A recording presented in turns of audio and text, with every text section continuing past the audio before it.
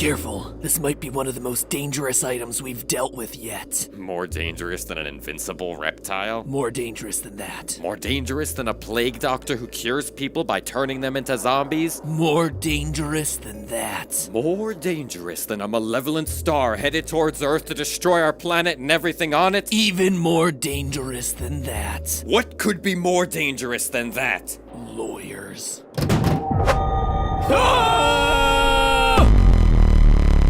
Hello, Internet! Welcome to Game Theory, the show that usually starts with a signature game theory cheesy joke, trademark. But today we're skipping all that and going straight to Matt Pat's serious time, trademark, to talk about what exactly a trademark actually means and why it's threatening a whole bunch of gamers, and maybe worse, a whole bunch of game developers, and even worse, the entirety of the internet. And like our very own James Bond mystery, this theory has taken us all the way up to the icy depths of Soviet Russia. Sorry, nope, not the 70s anymore, it just takes us to regular present-day Russian Federation. Now, if you haven't heard the story yet, well, it means that you don't watch Markiplier, considering he's been one of the only big voices bringing attention to the issue, which is a shame because it's a story that needs to get out there for the benefit of hundreds of creators and the people who love what they do. So that's my goal today, to catch you up on what's going on, give a deeper dive into all the legal stuff that Mark left out of his video, and ultimately spread the word about a horror story that's much more real, much more scary, much more dangerous than the bulk of SCP's library of fictional monsters. If you're unfamiliar, the SCP Foundation is a massive, collaborative, community-driven creative writing project that lives at scpwiki.net. It might not look flashy on the outside, but it's a place for writers of all kinds to catalog the fantastic and sometimes frightening entities that are captured by the fictional SCP Foundation. The letters SCP standing for Secure, Contain, and Protect, the mission of this fake organization. It's like a group of people who are collectively writing the book Fantastic Beasts and Where to Find Them, but instead of, cute fantasy creatures, they're all nightmarish horror monsters embodying our deepest fears and insecurities. It's like if Tim Burton created Pokemon. The collection of stories at scpwiki.net has also served as the basis for tons of indie horror games that you might know. SCP Containment Breach is a favorite among Let's Players. SCP Blackout is a VR horror game. I mean, we just spent 3 weeks covering Boneworks and Duck Season, right? Well,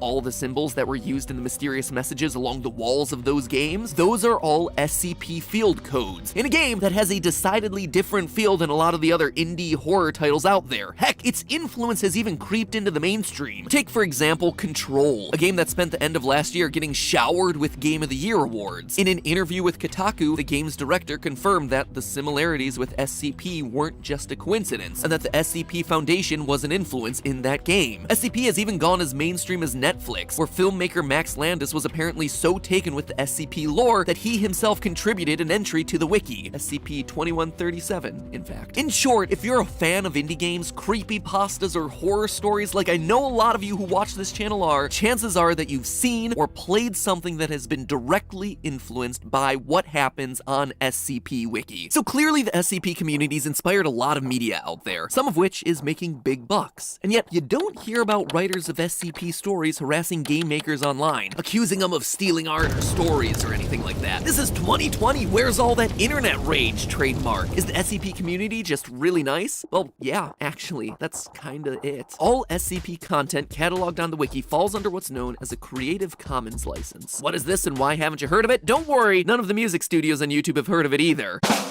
SCP's Creative Commons license says essentially this. 1. You are free to create and sell any works that you created based on SCP. That's how so many game developers and artists are able to create derivative works. You never have to pay a licensing fee. You can just pick up a character or a storyline and create something new with it. In order to use SCP stuff though, you also need to 2. Give proper attribution to the SCP wiki and to the author of the entry or entries that you're basing it on. So give credit to the original artist. And finally, 1, I mean technically it's 3, but according to my script, it's 1 because the bullet points got all off. It means I just have to read what's on the script, right? Can't fix the bullet points or anything like that. Like the SCP Wiki, you add the Creative Commons Attribution Share-alike 3.0 license, or CC BY-SA for short, to your own work. This essentially means that you're giving other people the ability to copy your work or create derivative works, provided that they give you proper attribution and distribute your work under the same license. Basically, this all amounts to a pay-it-forward creative mentality. Hey, you were inspired by my stuff and that is totally cool. Heck, you might have even made some money off of it. But now, just make sure that you let the next person be inspired by your work. Now, maybe it's not the perfect system for every instance, but it's worked for SCP since 2008, which is like a century in internet time. Recently, however, a guy over in Russia has been threatening the system using some odd tactics and has slowly been starting to extort legitimate SCP members. He's successfully managed to take down sellers of SCP merchandise in Russia. He's successfully taken down the official social media page for the SCP Foundation Wiki's Russian branch, and now he's moved on to the Russian section of the wiki itself, demanding the page be handed over to him so he can take it apart and use it to sell his own merch. Yikes, with selling tactics like that, even Jake Paul could take some lessons from this guy. Buy that merch. Now, how the heck is this happening? Is he just some kind of master internet pirate or some super hacker operating in secret? Turns out no. Turns out he's just a guy who understands Russian legal loopholes really well. Yeah, I know. I wish it were something cooler too. I see him burrowed in some bunker somewhere with one of those chunky hacker laptops, typing things really fast like they do in the movies. But no, he's literally just a bureaucrat, someone who's using the system to his advantage. Last year, he applied to the Eurasian Customs Union for both the trademark of the SCP Foundation logo and the name of it within Russia, even though he's not affiliated with it at all and didn't create either one of those. And somehow, he was granted the trademarks. According to SCP Master Admin John Beatty, quote, "These actions threaten not only the Russian wiki, but every SCP branch, writer, and fan around the world," end quote. So how does this happen? How did this guy manage to register the copyright for a massive community project that he had no hand in creating, and why would you trademark something that you can use for free anyway? Well, maybe the more basic question before getting into either of those is to make sure that everyone knows the difference between trademark and copyright. Copyright is protection of intellectual works, including books, plays, music, videos, illustrations. Pretty much anything that you can create and legally own is automatically covered by copyright. That drawing that you just posted to Twitter, copyrighted. That tour of what you keep in your refrigerator that you just uploaded to YouTube, copyrighted. Whatever this is, copyrighted. By the way, welcome back, Poods. I'm glad you're back. I don't know what the current memes are. Last episode, I literally used one of the skeleton memes because that's as hip and recent as I get. Cool thing about copyright, there's no need to go and register your work with some government office. You can, if you want, but you usually only do that if someone is infringing on your copyright and you're gonna go smack them down in court. Trademark, on the other hand, refers to branding. Not the words in the book or the songs in the album, just the name of the book on the cover or the band's logo that appears on the poster. Trademarks have to be specific to your brand and specific to your industry. McDonald's and the Golden Arches logo are obviously trademarked by McDonald's, but specific to the food category, right? So you could still be McDonald's the music label, or you could trademark McDonald's the book publishing company, for instance. The battle between the SCP Foundation and our Russian saboteur is over trademark and not copyright, which unfortunately makes it tougher to sort out. Even though the stuff that's trademarked is usually tiny, a logo, a catchphrase, compared to something like a whole book or a whole movie. In the case of copyright, most countries have agreements that respect the copyright of people in other countries. For instance, as of 2006, Russia agreed to comply with the Agreement on Trade-Related Aspects of Intellectual Property Rights, or TRIPS, for those of us who don't speak bureaucracy-ese. It's an international agreement to respect copyrights of anyone within the World Trade Organization countries. That said, countries like Russia and China infamously struggle to actually enforce the laws that they put in place around intellectual property, which is why you see a lot of those counterfeit iPhones coming out of China, and all of those Dolce and banana bags. These countries are just massive, and officials within them aren't always operating above board. GAN, a company that specializes in investigating businesses for any shady dealings, released a general report on Russian legal corruption in 2018. In their report, companies operating in Russia note that, quote, public procurement sector in Russia, you know, the ones that deal with business licenses and things like trademarks, carry high corruption risks. Bribes, kickbacks, and other irregular payments are often exchanged to obtain public contracts and licenses. Companies report favoritism in decisions of government officials, and public funds are frequently diverted due to corruption. End quote. Wow, that is like a 2-star Yelp review. And believe it or not, the other sectors of government that they report on actually rate worse. Seriously. So the SCP is already up against a pretty rough system from the start. Add to that the problem that trademarks are especially slippery when you cross country borders. They're territory specific, which means that your trademark usually only works in your country or continent. For example, you'll find no Burger King signs in Australia. That's because when Burger King expanded into Australia in the 1970s, they found that the trademark for Burger King had already been registered by an Australian company. So instead, they had to brand their Australian restaurants as Hungry Jack's. Sure, they can still advertise themselves as home of the Whopper. Whopper is trademarked as their burger. They just can't call themselves Burger King because someone had it in that territory first. Countries like China and Russia are strong first to file countries, which means that basically if you don't register your trademark trademark there first, they can legally sell your exact trademark, like your actual logo or name or whatever, to someone else. This appears to be what's happening in the case of SCP, but it's far from the first example. In 2002, a Russian company started under the name of Starbucks and was able to get the rights to the Starbucks trademark after persuading the Russian patent agency that the name should be auctioned off. And yes, this Russian firm also copyrighted the classic mermaid Starbucks logo, which they did not create. What ensued was a multi-year legal battle that finally came to an end in 2005 when the Seattle coffee chain finally convinced the Russian courts to uncancel the trademark that they had registered in 1997, reverting the sale that had allowed a Russian company to lay claim to their brand for 3 years. This also happens in countries like China all the time. A number of articles have surfaced over the last several years about how trademark theft is on the rise in China, but the best US lawyers can do for companies whose logos or names get ripped off is literally to tell them to try and buy back their own name and trademark from the company who stole it. It would be like Vsauce having to buy back the name Vsauce from some random person in Russia because he didn't think to preemptively register his name there, or it took him too long to use it. While to our sensibilities that might seem ridiculous, it actually is all totally legal in first-to-file countries. What's happening with SCP isn't necessarily breaking trademark laws. Selling that trademark to some random guy was potentially legal because, well, that's just the way that Russian law is set up. So, is that it? Just a really sucky ending for this group who's sharing their work with the whole world? Does the SCP have to somehow buy back their own trademark or be forced to operate under a totally separate name in Russia? Well, maybe not. While our Russian saboteur here may not get snagged on trademark issues in Russia, we've also been talking this whole time about copyright. You'll remember from the beginning that the entire SCP wiki, all the spin-off games, the pages, the stories, the artwork, all of it is governed by the Creative Commons license, requiring that anyone who uses SCP materials, artworks, or related materials gives credit to the community and also allows others to use those same works under the same license. That said, our Russian saboteur has reportedly been using his trademark as a lever to take down SCP works from other authors and block merchandise sales containing SCP artwork. Admittedly, it's a bit hard to authenticate some of those claims because the sites themselves have been taken down, but if he's blocking the use of SCP art and related works, he's actually violating the Creative Commons license that the SCP wiki was built on. Remember, he's allowed to sell SCP art himself, just like anyone else under the Creative Commons license, but if he's blocking other people's sale of that merch or publication of SCP materials, he's breaching the Creative Commons license. So in short, the TLDR here is he's not breaking trademark laws, he's breaking copyright laws. You can see how this case is pretty nuanced, but when you get down to the bottom of it, it's clear that there's a violation of legitimate SCP creators happening, if these reports are truly accurate. So what does this all mean if the SCP Foundation loses this battle? Well, for one thing, it means that the SCP Foundation, and everyone besides our Russian saboteur, loses the ability to use the SCP Foundation name and logo inside the Russian Federation. Note that the trademark only applies to Russia. Even with a Russian SCP trademark, there's nothing he can do to threaten the SCP Foundation outside of Russia. It also doesn't mean that our Russian saboteur can lay claim to the wiki itself because he has the SCP trademark but not the copyright over the content itself. At that point, the SCP could create their own separate Russian branch under a different name with a different logo, but let's hope it doesn't come down to it. But beyond SCP, there's actually a bigger issue happening here. This move sets a dangerous precedent for any Creative Commons work out there as long as this guy's able to block other creators in Russia. If someone can just take a piece of artwork that's currently under Creative Commons and trademark it, then that basically means Creative Commons provides no protection of that artwork. As soon as anything is created that has value, anyone can potentially lock it down by using that trademark loophole. So if this case isn't addressed properly, it seems to set up a kind of slippery slope that others can exploit for their own advantage. So the good news here is that you can go to court against trademark trolls and win, yes, even in Russia. The bad news is it's not easy. It takes time and, more importantly, money to pay the legal fees to defend that trademark, which is why it's so critical for SCP to be able to raise the funds to fight that legal battle. Luckily, it already looks like they have the funds that they need. The same community that came together to create an intricate and sprawling shared universe has also banded together to defend that shared universe against Russian trademark trolls. And I think that's the real story here. It can be easy to get upset about the world being full of selfish people people looking to cheat the system for their own good, but it's filled with a far greater number of people who are willing to come together to defend against the few bad apples who try to muck things up. It's a bummer that this thing had to happen, and in some ways it represents the worst parts of what we see online, but it's also revealed some of the best elements of being a part of an online community that's brought joy and entertainment to thousands of people. In the end, even if you're not an SCP member, this case is worth following and worth being educated about because Creative Commons licenses govern a lot of what you see on the websites that you use the most, including this one, so it's in our collective best interest to keep it as intact as possible. Fight on, SCP! I'm sorry that this time the thing that you have to secure, contain, and protect is your own right to exist. But hey, that's just a theory. A game theory! Thanks for watching.